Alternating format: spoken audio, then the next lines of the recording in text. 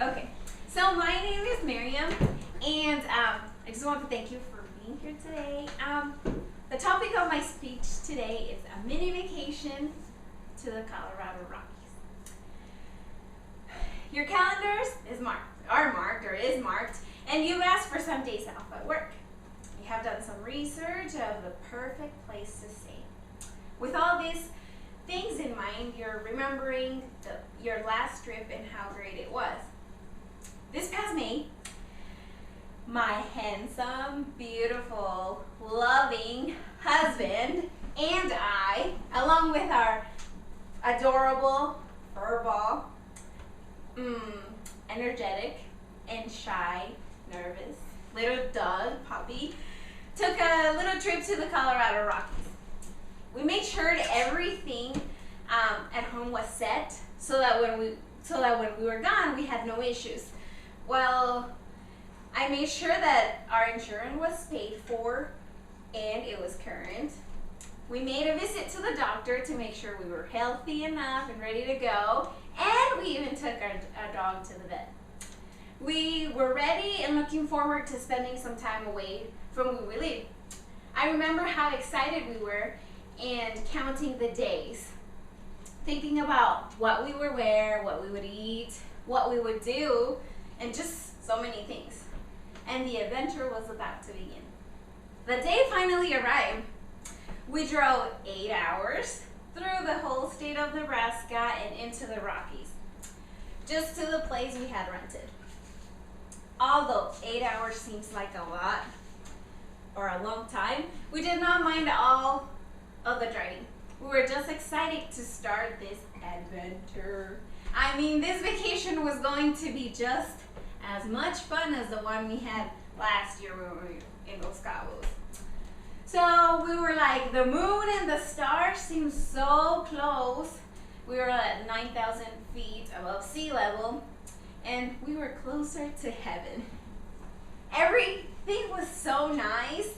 The ski resort just outside of our window, the fresh air that we were able to breathe from all the trees that surrounded us, and the beautiful mountains, just how we expected it to be. When we got to the cabin, after bringing all of our luggage in and all of our personal belongings and unpacking after this trip, we took a deep breath and we were like, woo, we are done. We're here, we made it. We mostly wanted to stretch because we had been sitting for so long. And we began to relax. We started looking through the window and we were like, oh, this is great. And then something very unexpected happened. My husband started having some shortness of breath.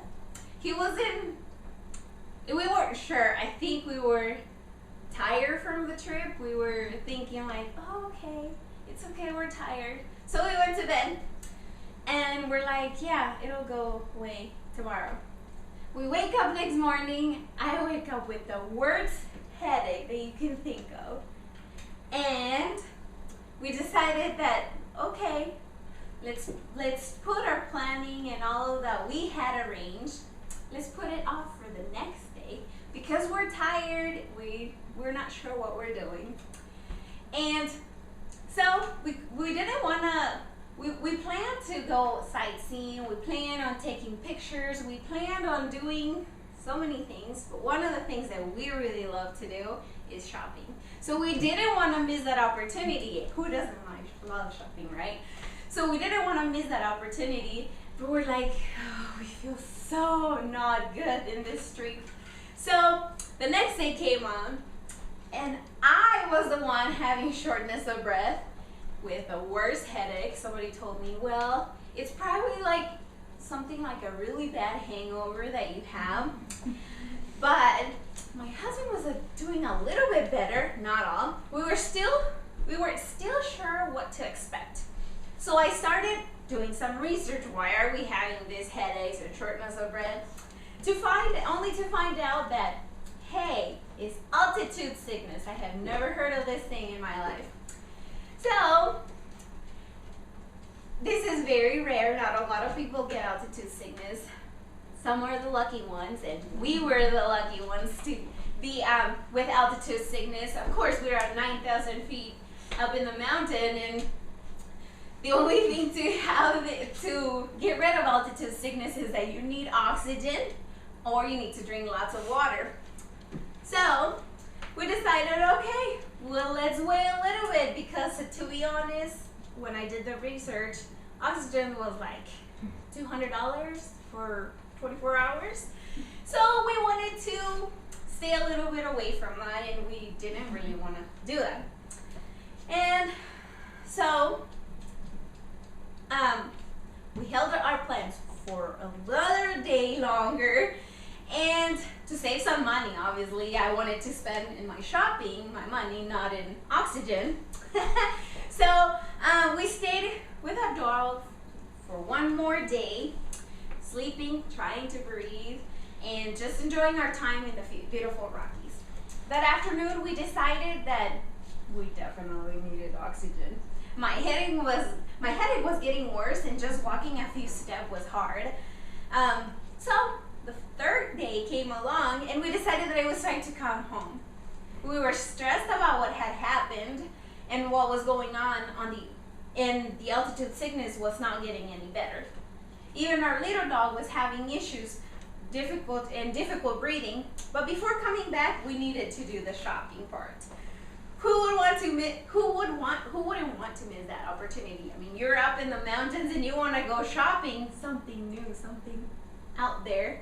And so we did that, and we also went sightseeing. So we did all of it in one day.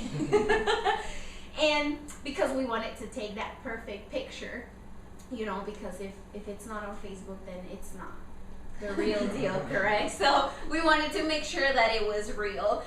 So we went and did some sightseeing, only to find out that, well, it was time to come back home, and we had to cut our vacation short. Life is not about giving up, because we couldn't do it as we expected. We planned our trips with so much detail, even without thinking that anything could go wrong. We took our preventions. That is where the real vacation began. While we were there, we rested, and after giving it some time and thought, we decided that no matter what, we should enjoy our time with each other and the new experience that this trip had given us. And so I want to thank you for your time, and I hope you enjoy my